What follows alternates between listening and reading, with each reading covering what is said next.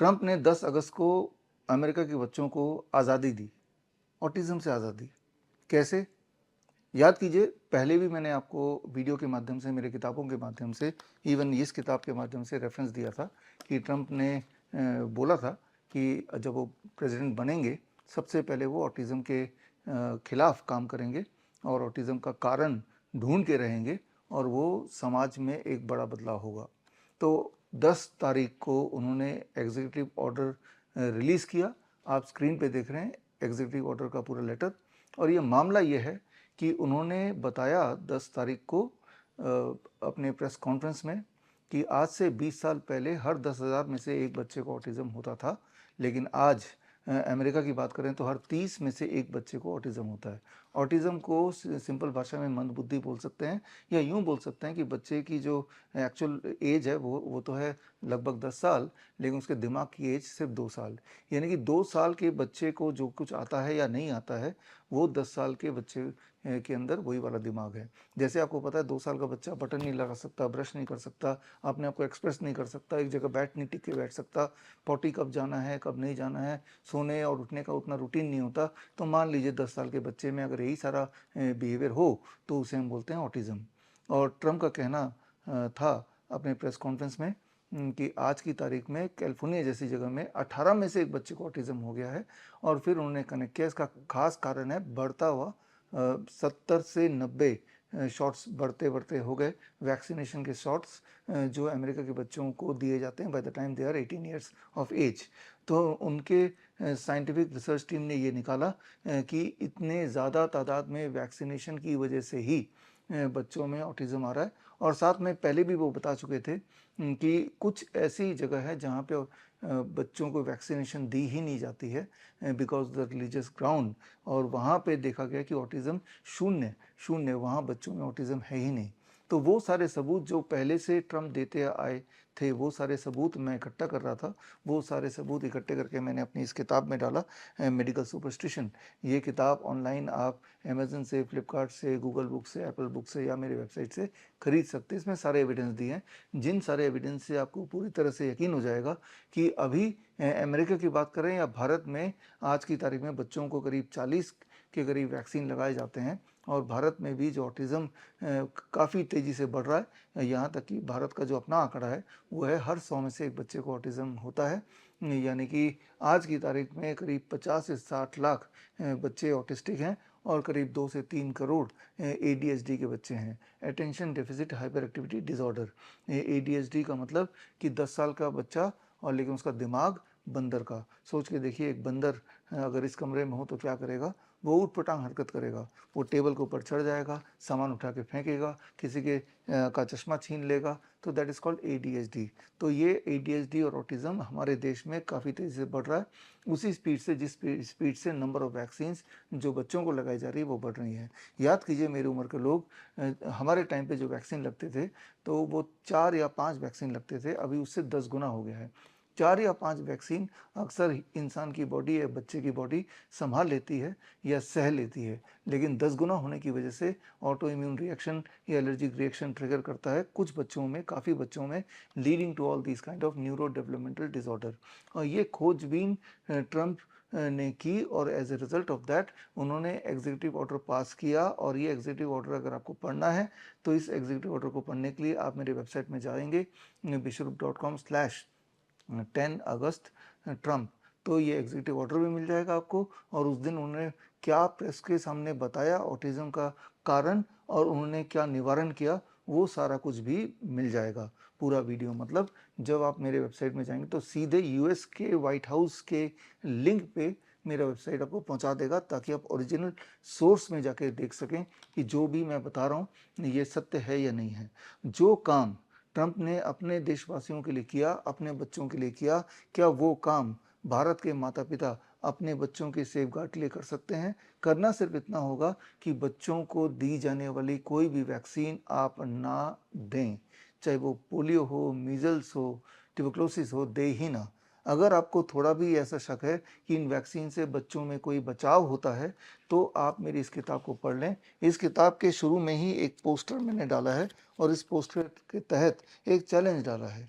Challenge ये कि कोई भी अगर ये सिद्ध कर दे कि दुनिया में आई हुई किसी भी वैक्सीन से किसी को भी इंसान को या बच्चे को किसी भी तरह का कोई लाभ हो सकता है या हुआ है, ऐसा कोई एविडेंस, ऐसा कोई क्लिनिकल ट्रायल अगर कोई दिखा दे, तो मैं उसको 10 लाख रुपए दे दूंगा।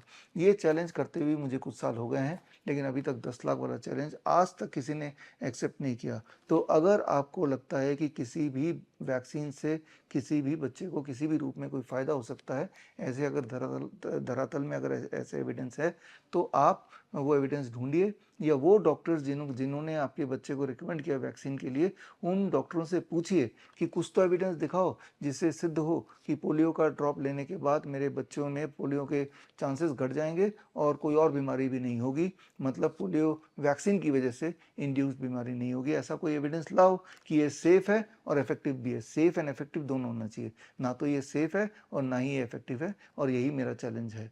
तो जो भी डॉक्टर्स आपको बोलते हैं कि बच्चे को वैक्सीन लगाना है, तो ये आपका कर्तव्य है to safeguard the child, क्योंकि वो छोटा बच्चा है, वो अपने मुंह से नहीं बोल सकता, वो प्रोटेस्ट के नाम पे वो रो सकता है, रो रो के अपना प्रोटेस्ट जाहिर कर सकता है। जब वैक्सीन लगता है, आपने गौर किया होगा, उसके बाद बच्चा कई घंटों तक सुस्त पड़ा रहता है, और फिर धीरे धीरे धीरे धीरे वो रिवाइव करता है, और कई बार तो ऐसा होता है कि वो रिवाइव ही नहीं करता है, वो सीधे ऑटिज्म का बच्चा बन जाता है। इसीलिए ये जिम्मेदारी आपकी है। ट्रम्प का वो एग्जीक्यूटिव ऑर्डर पढ़ेंगे तो उन्होंने फ्रीडम दे दिया है पेरेंट्स को, कि पेरेंट्स की मर्जी है कि वो अपने बच्चे को वैक्सीन लगाएं या ना लगाएं, और वैक्सीन का जो शेड्यूल है उसको भी काफ़ी कम पहले से कम कर दिया है, और उनकी कोशिश है कि ये और कम कर दिया जाए। आप में से वो पेरेंट्स जिनके बच्चों को ऑलरेडी ऑटिज्म है या एडीएचडी है, तो उसका भी सोल्यूशन है, that is called cure autism now. ये can protocol, cure autism now protocol है, ये मेरी किताब। और इस प्रोटोकॉल के तहत हमने हज़ारों बच्चों को, करीब 6000 बच्चे इस वक्त हमारे साथ हैं जिनको लाभ पहुंचा है, और इनमें काफ़ी बच्चे हैं जो पूरी तरह से ऑटिज्म और एडीएचडी के जाल से बाहर निकल चुके हैं। ऐसे बच्चों को हर 3-4 महीने में टाइम टू टाइम मैं आपसे मिलाता रहता हूं हमारे लाइव ऑफलाइन सेमिनार्स के माध्यम से। अभी पिछले दिनों 23 जुलाई को, दैट इज़ चंद्रशेखर आज़ाद जयंती, बाल गंगाधर तिलक जयंती के दिन भी हमने एक सेमिनार किया था एलटीजी ऑडिटोरियम में, और वहाँ पे ऐसे बच्चे जिन्होंने कैन प्रोटोकॉल फॉलो किया, जो एक टाइम पे ऑटिज्म के बच्चे थे, एडीएचडी था, लेकिन अब पूरी तरह स्वस्थ हो गए और पूरी तरह से नॉर्मल बिहेव करते हैं, नॉर्मल स्कूल में जाते हैं, नॉर्मल अच्छे मार्क्स लाते हैं, गाना गाते हैं, डांस करते हैं। यानी कि इससे आपको ये समझ आएगा कि autism and ADHD is reversible and to a great extent it is curable. अगर आप में से कोई ऐसे भी हैं जिन्हें ये लगता है कि नहीं ये क्योरेबल नहीं है, ये रिवर्सिबल नहीं है, तो उनके लिए भी चैलेंज मैंने इस किताब में डाला है। अगर कोई आके ये सिद्ध करेगा कि नहीं नहीं ये रिवर्सिबल नहीं है, तो भी मैं आपको 10 लाख रुपए दे दूंगा। सारे सबूत और वो पूरा कैन प्रोटोकॉल मैंने इस किताब में दिया है। ये किताब भी अमेज़न में, फ्लिपकार्ट में, हमारे वेबसाइट में से आप ले सकते हैं, हिंदी या इंग्लिश में। हिंदी में ऑटिज्म से आज़ादी, और इस किताब के साथ आपको एक कैन ट्रैकर डायरी मिलेगी, एक पोस्टर मिलेगा।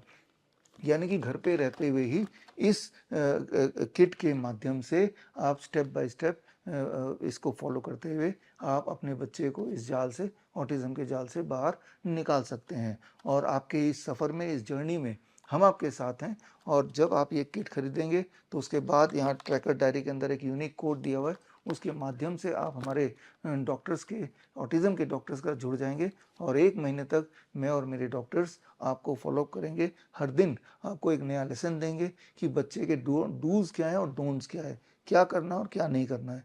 ये समझना होगा कि ऑटिज्म के बच्चों को बिसाइड ऑटिज्म का जो प्राइमरी सिम्टम्स हैं, जिसमें अटेंशन डिफिसिट है या हाइपर एक्टिविटी है या फिर बोलने की दिक्कत है या टू वॉकिंग वगैरह तो है ही है, इसके अलावा सेकेंडरी एंड टर्शरी दिक्कतें भी हैं।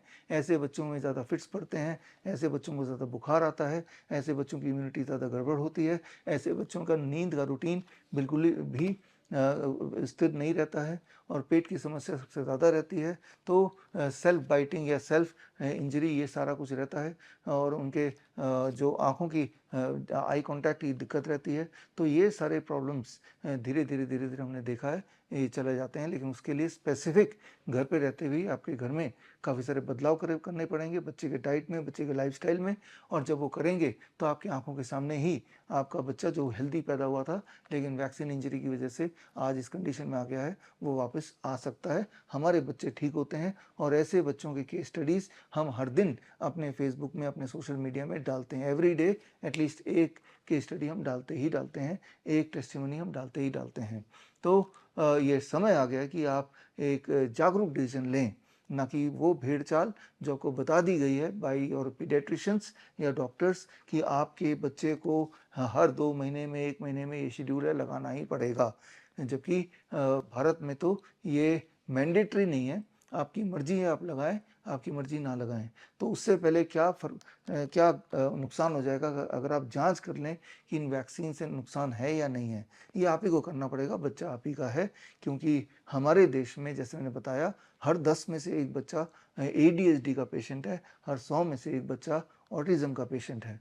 तो सोच के देखिए कितने बड़े तादाद में और कितने स्पीड से ये बीमारी न्यूरो डेवलपमेंटल डिसऑर्डर जो कि पूरी तरह से प्रिवेंटेबल है, वो तेज़ी से बढ़ रही है, फैल रही है। प्रिवेंटेबल भी है और काफ़ी हद तक रिवर्सिबल भी है।